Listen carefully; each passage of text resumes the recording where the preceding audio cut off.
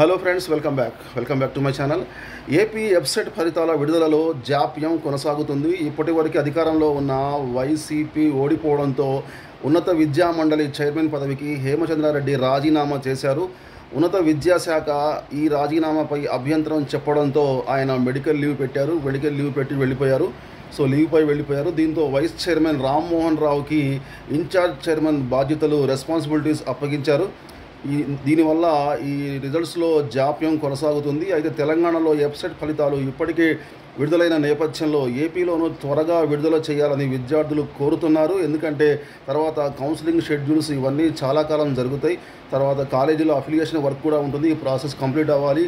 Classes సెప్టెంబర్లో start చేయాలి. కాబట్టి యూజీసీ యొక్క ఆర్డర్ ఉంది కాబట్టి, ఇన్స్ట్రక్షన్స్ ఉన్నాయి కాబట్టి త్వరగా స్టార్ట్ చేయాలి. కాబట్టి ఏపీలో వెబ్సైట్ ఫలితాలు త్వరగా విడుదల చేయాలని విద్యార్థులు కోరుతున్నారు. మే 16 నుంచి 23 వరకు ఎగ్జామ్స్ జరిగాయి.